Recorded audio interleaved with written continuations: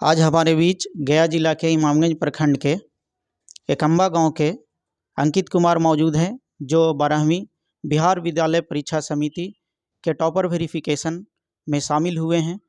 तो आइए उनसे बातचीत का सिलसिला शुरू करते हैं। तो अंकित, सबसे पहले आपको 12वीं बिहार विद्यालय परीक्षा समिति के टॉपर वेरिफिकेशन के लिए बहुत बहुत हार्दिक बधाई। तो आपसे जानना चाहेंगे हम लोग कि जब आप का वेरिफिकेशन का कॉल आया और अब आप वेरिफिकेशन करा कर भी आ चुके हैं, तो अब आपको कैसा लग रहा है?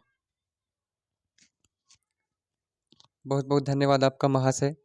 इसके लिए हमें बहुत ही खुशी महसूस हो रही है, क्योंकि ये अवसर बिहार में 13 लाख बच्चे परीक्षा देते हैं, उसमें से कुछ ही बच्चों को ये अवसर प्राप्त हो पाता है, जिसमें से मैं भी एक था।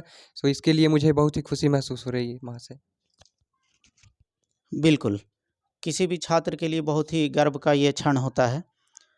आगे हम लोग जानना चाहेंगे, आने वाले जो छात्र हैं जो आगे बोर्ड की परीक्षा की तैयारी कर रहे हैं, तो ये जानना चाहेंगे कि टॉपर वेरिफिकेशन की पूरी प्रक्रिया किस प्रकार से होती है, आप संक्षेप में बताएंगे? सबसे पहले हमें बिहार विद्यालय परीक्षा समिति के गेट पर पहुंचते हैं। उसके पश्चात हमें अपने एडमिट कार्ड और आधार कार्ड को दिखाने पर हमें प्रवेश मिलता है। उसके पश्चात हमें प्रशासनिक भवन में प्रवेश मिलता है। वहाँ सबसे पहले हमें किराया के लिए जो खर्च होता है, उसके लिए हमें एक फॉर्म फिलअप करना होता है।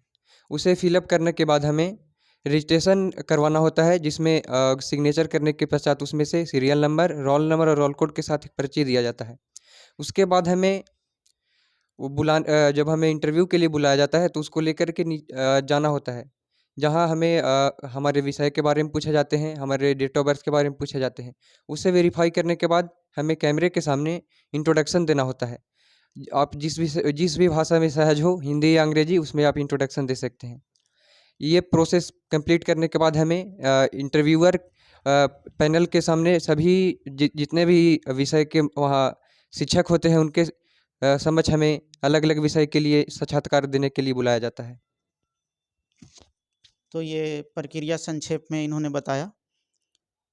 अगला इनसे हमारा प्रश्न है कि आपकी इस सफलता में निस्संदेह आपके साथ साथ कुछ अन्य व्यक्तियों और संस्थाओं का योगदान रहा होगा। अपनी योग्यताओं और परिश्रम के अलावा आप अपनी सफलता का श्रेय किसे देना चाहेंगे? जी बिल्कुल महाशय, इस सफलता में बहुत से व्यक्तियों का योगदान रहा है, जिसमें सबसे प्रथम मैं अपने दादाजी को, इसके लिए मैं उनका सबसे बड़ा योगदान है, जो कि अभी इस दुनिया में नहीं रहे। उनका बचपन से ही मेरे शिक्षा में बहुत बड़ा योगदान रहा है। इसके बाद हमारे पेरेंट्स जो हैं, उनका काफ़ी योगदान रहा, और साथ में मेरे पूरे फैमिली मेम्बर्स का जो उन्होंने काफ़ी सपोर्ट किया। उसके बाद हमें एजुकेशन पॉइंट में शमशेर सर के नेतृत्व में पढ़ाई करने का मौका मिला, जहाँ मैंने लैंग्वेज सब्जेक्ट की पढ़ाई की। इसके बाद हमें आर्ट्स के जो 3 विषय हैं, हिस्ट्री, पॉलिटिकल साइंस, ज्योग्राफी, उसके लिए हमें बड़े भाई के रूप में उज्ज्वल भैया का मार्गदर्शन प्राप्त हुआ, जिसके कारण मैं और उसके उनके मार्गदर्शन में पढ़ाई किया, तो जिसके कारण मैं यहाँ तक पहुँच पाया। बिल्कुल। अगला प्रश्न है आपसे कि हमारा क्षेत्र थोड़ा पिछड़ा क्षेत्र है, तो आर्ट्स स्ट्रीम चुनने के पीछे आपका क्या मीन्स लक्ष्य रहा, राज रहा? जी सर, जब मैंने 10वीं की परीक्षा दी थी, तो थोड़ा इसमें मैं कन्फ्यूजन था कि मैं कौन-सा स्ट्रीम का चयन करूँ। बट मैंने साइंस और आर्ट्स दोनों के विषयों को पढ़ा। इसके बाद मैंने यही फैसला लिया कि आर्ट्स स्ट्रीम जो मुझे मेरे करीब लगा, जो मुझे ये विषय पढ़ने में मुझे अच्छे लगते थे। तो बस मैंने इंटरेस्ट के कारण इस स्ट्रीम का चुनाव किया, और मैंने इसे पढ़ा। बिल्कुल। जो विद्यार्थी को जिस विषय में इंटरेस्ट हो, वही स्ट्रीम सेलेक्ट भी करना चाहिए। ये ना कि अपने फ्रेंड्स को देख कर के या फिर गार्जियंस के दबाव में स्ट्रीम का सिलेक्शन नहीं करना चाहिए, क्योंकि पढ़ना स्टूडेंट्स को रहता है। आपने बिल्कुल सही सिलेक्शन किया। अब आगे का जो प्रश्न है वो ये है कि आप यहाँ तक पहुँचने में कितनी देर तक प्रतिदिन पढ़ाई करते थे? अपने अनुभव से विद्यार्थियों को बताएं। जी महाशय, सबसे पहले तो यहाँ तक पहुँचने में पहले तो मैं घंटे गिन कर के पढ़ाई नहीं करता था।